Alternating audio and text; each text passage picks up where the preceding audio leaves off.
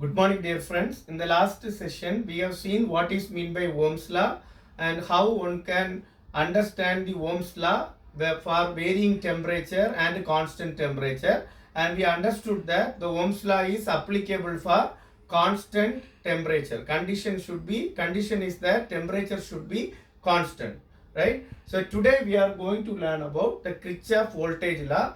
This is also one of the basics law to do the many problems in the electrical circuit and solve the many problems.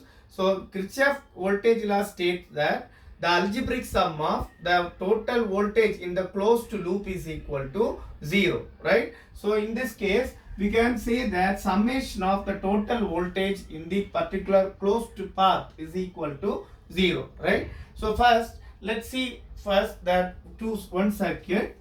The circuit is having two resistance are connected and we have given the supply voltage here V.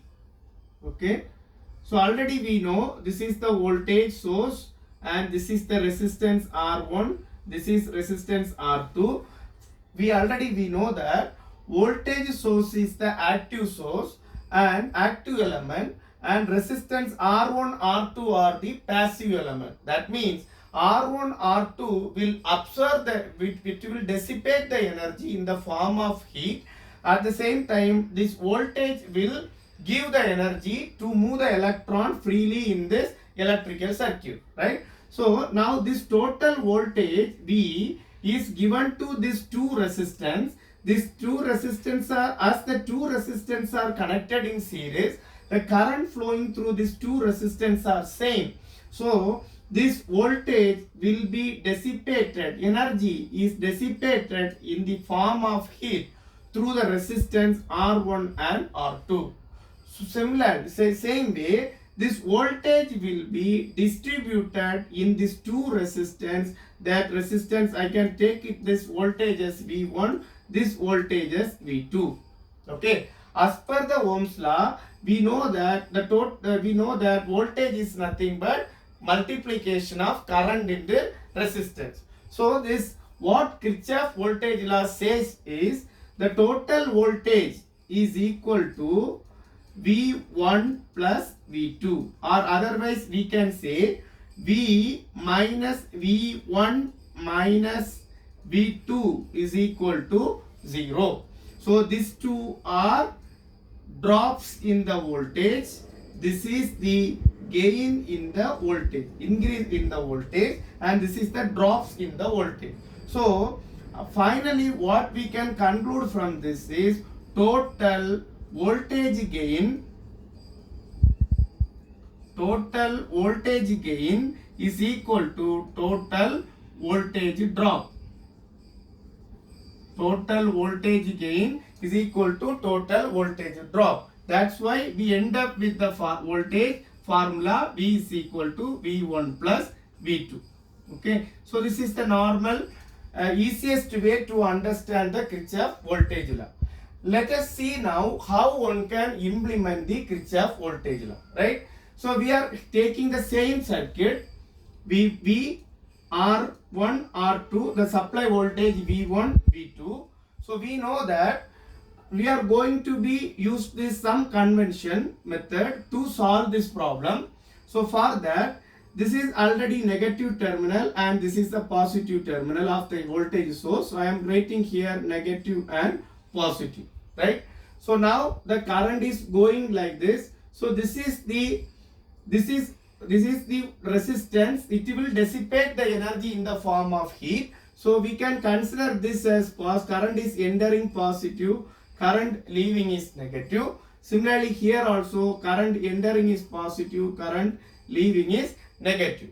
Now here this is the current. Let me erase this now, later I can use it. So this is the current I. So the voltage across the resistance R1 V1, voltage across the resistance R2 V2. Okay. So now current here entering in the negative terminal and leaving the positive terminal. Please try to understand when current is, this is the element, any particular element, current entering is positive, current leaving is positive, leaving is negative, means we will call it as, this is the drops in voltage. Drops in voltage, therefore the voltage magnitude is minus V. At the same time, in any element, if the current entering is negative and current leaving is positive, then if that case, this is called as voltage gain. Voltage gain. So therefore we can write plus V.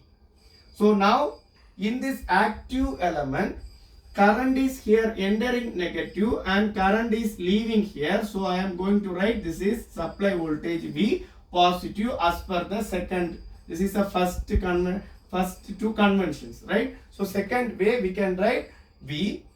Then the current is moving here, and in this resistance current entering is positive and current leaving is negative. So that's why we can write drops in the voltage minus V1. Then again same way, current entering is positive, current leaving is negative, therefore minus V2 is equal to 0.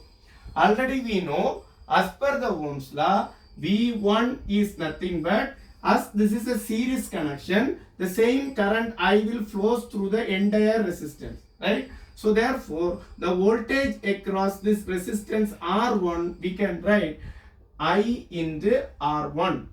Similarly, the voltage across resistance R2 is nothing but I into R2. Therefore, we can substitute in this first equation. So the first equation becomes V minus I into R1 minus I into R2 is equal to 0. That means V is equal to I into R1 plus I into R2.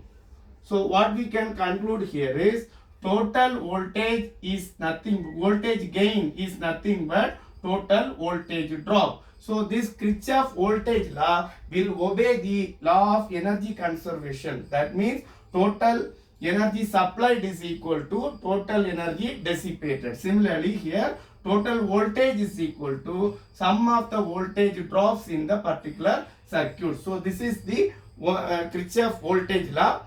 This is for one loop.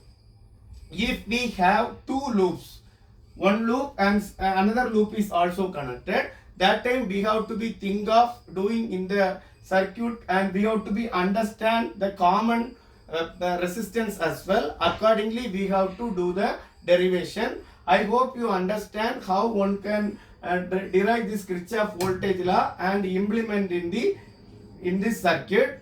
I hope this topic is easiest way you can easily understand, and in forthcoming days I will upload some shorts related to the small problems related to the single loop of the Kirchhoff voltage law. The next class we can see Kirchhoff voltage law in the two loop. Wish you all the best. Thank you.